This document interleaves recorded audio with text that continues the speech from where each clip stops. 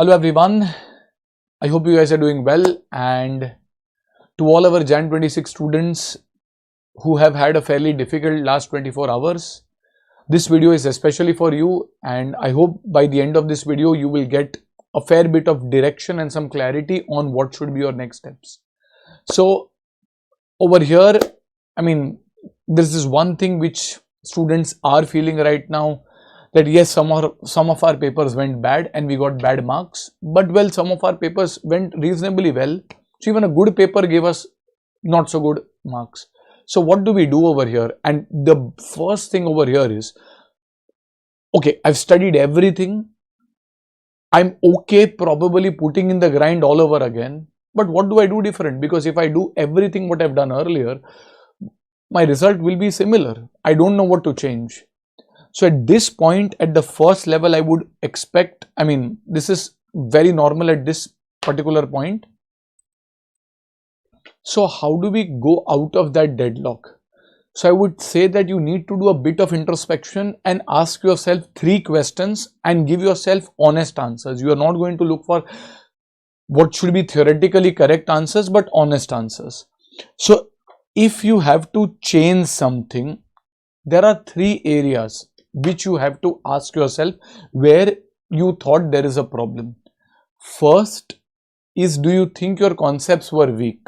Sir, how do we know that?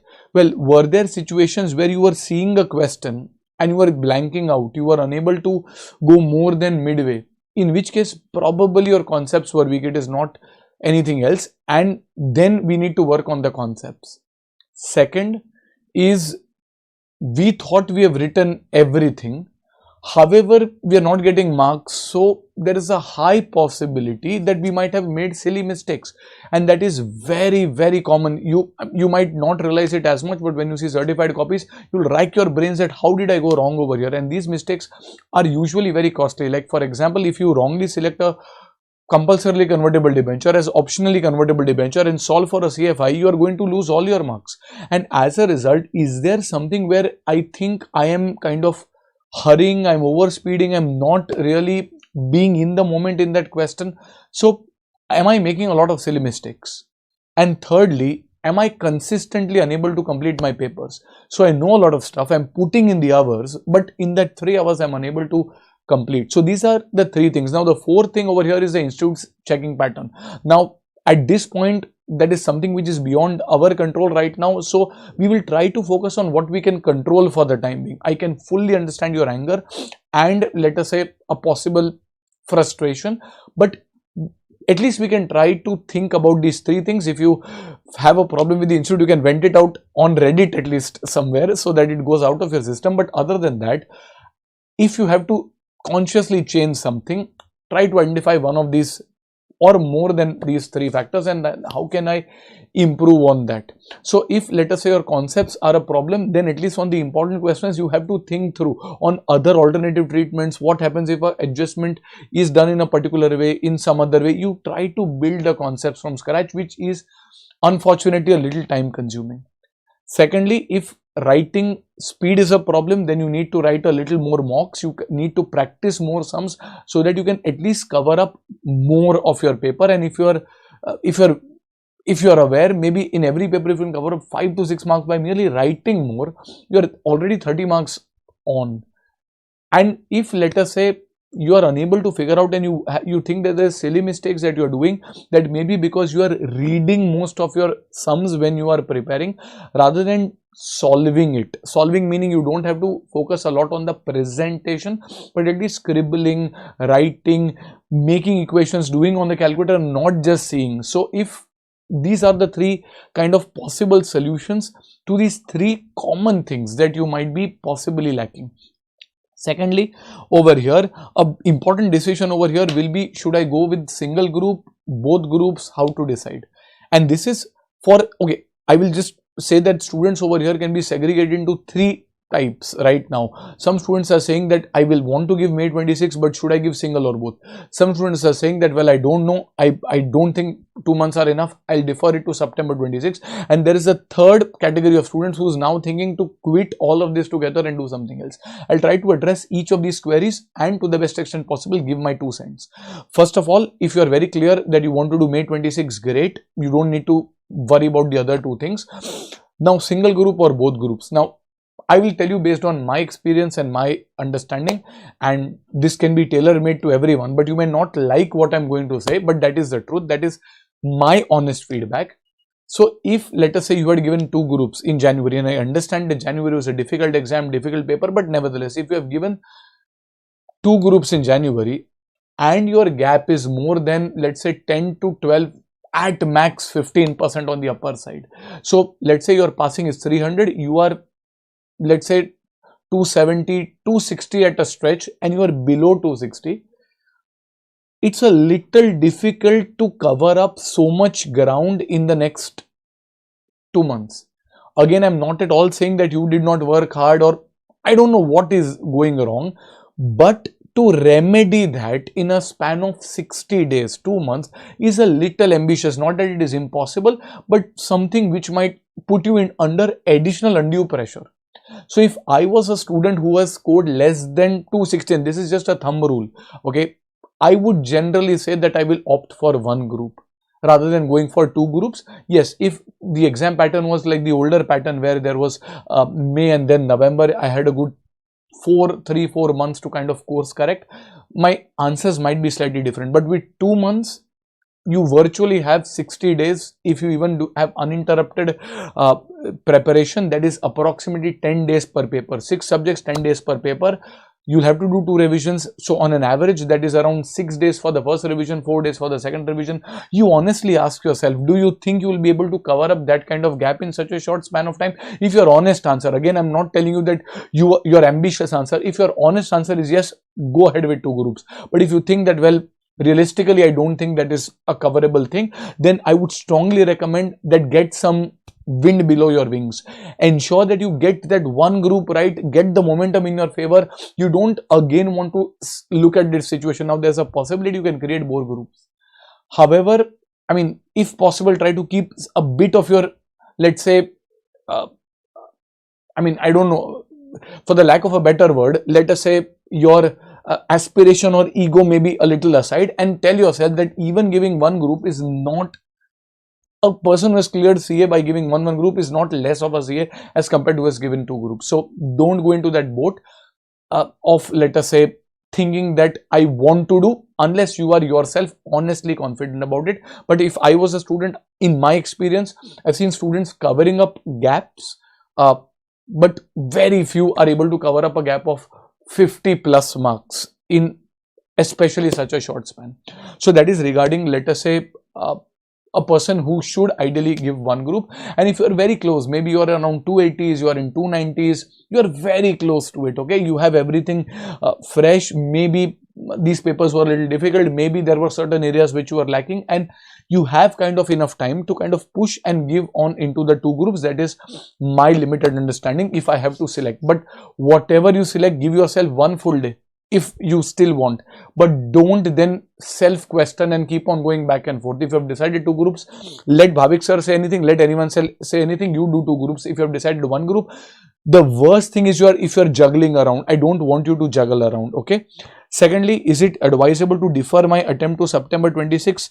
I would really think that giving 1 group in May and then giving 1 group in September is a better strategy than just deferring both into September, because you don't know, maybe May passing is good, maybe May, like in this attempt, first group was really good, audit was reasonably better than the earlier attempts. Now you don't want to kind of punish yourself that why did I not give that group. That feeling of regret is not a good feeling to have, especially when you're preparing for September. So if I were you, I would preferably give 1 group in September rather than deferring it in 1 group in May, 1 group in September, rather than deferring it altogether. Then the next question arises that if I've had a lot of attempts, multiple attempts, should I move on into a different degree altogether? Now again, there's no one correct answer for this, but to say that you should perpetually keep on trying CA is not also doing appropriate justice to your career. So if you want to move ahead, before that you ask yourself, what is kind of the uh, career that I want to move into. Let us say if it is something into finance, maybe something like an MBA or a CFA. If it is something, let's say, into accounting, maybe an ACC or a CPA. But if it is something like it is linked to tax, then CA is your core thing. Maybe, I mean, you can even do a CMA or something, but you try to identify that alternative. And if I were you, again, I will tell you that if possible, if you are in this last bucket where you're saying that should I quit CA altogether, I would last try to give a one best attempt, and if that one best attempt requires me to defer it to May to September, so be it. I give that one no regret last attempt and say that, well, right, tell your parents, tell everyone that this is my last attempt. If I clear, I'm a CA, I'm going to move ahead, otherwise I'm going to move, and that's fine.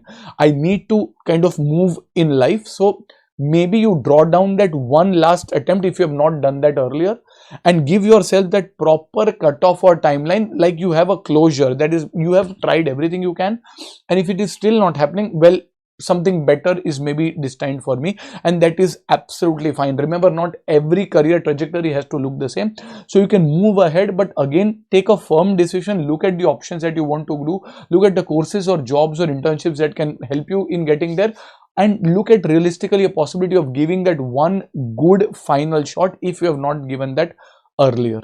Okay, so that is if you are deciding to kind of move it. So this will kind of more on the emotional side of the turmoil that is going on in your head right now. Hopefully these questions can give you good thinking points. So remember, I cannot tell everything for all students. All students are thinking differently, so I can at least give you guidance on what you think and tell yourself honest answers for each of them.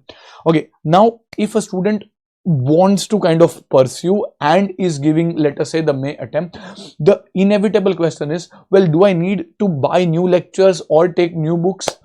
My first instant of reaction would be no.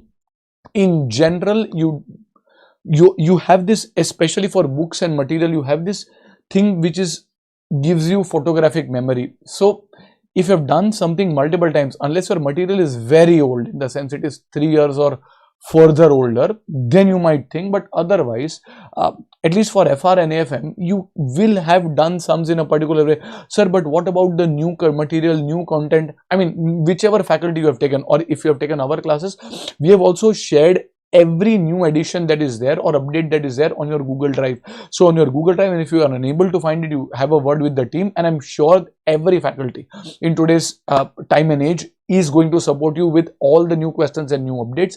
So no matter where you have done it, try to, if possible, take that new update, and kind of, I know it will be too many PDFs or books to juggle around, but I would still say that it will help me collating stuff and remembering stuff much better.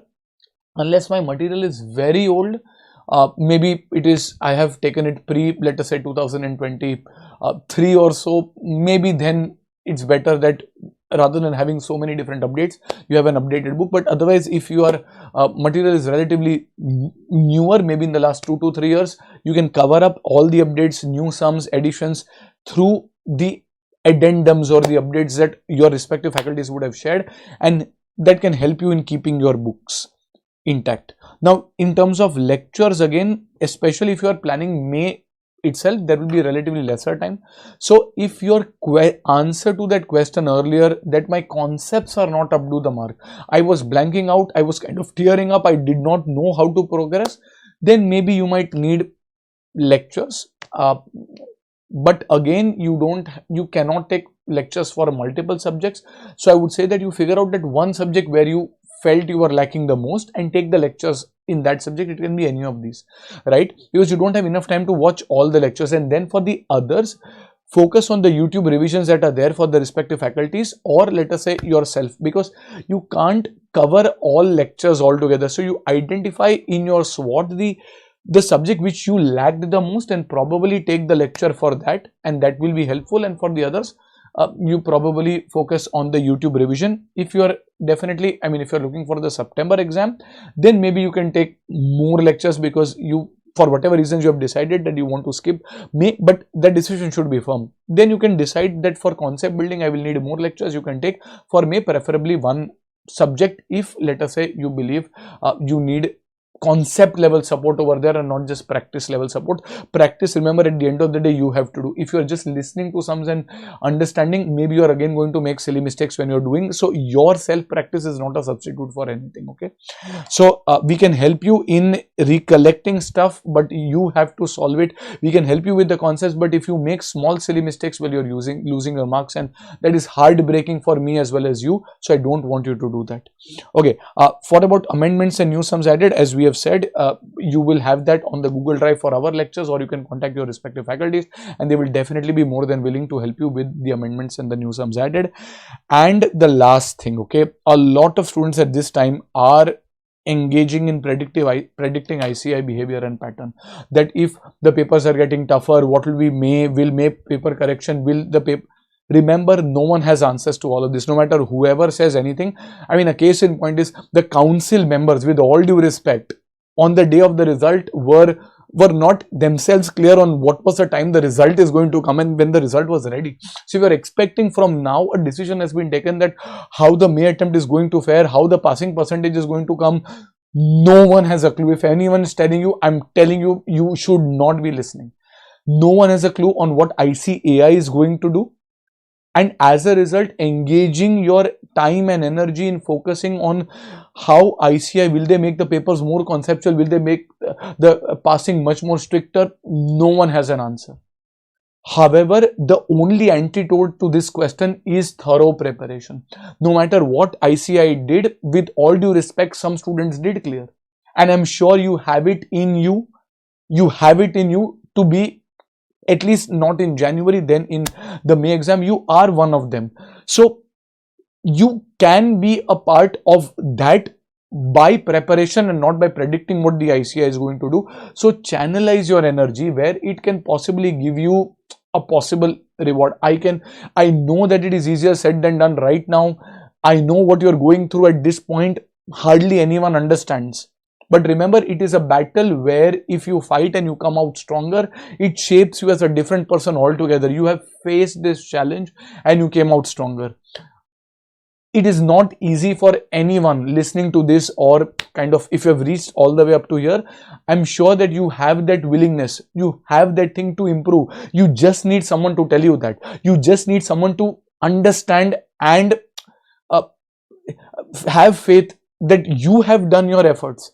You don't know, I mean, people are saying that you have not cleared, but you have put in everything that is there. I can fully hear that and resonate with it, but I'm telling you, your thoughts will be validated only by your actions, and your actions will help you get that result. And once you get that result, all of this is currently history.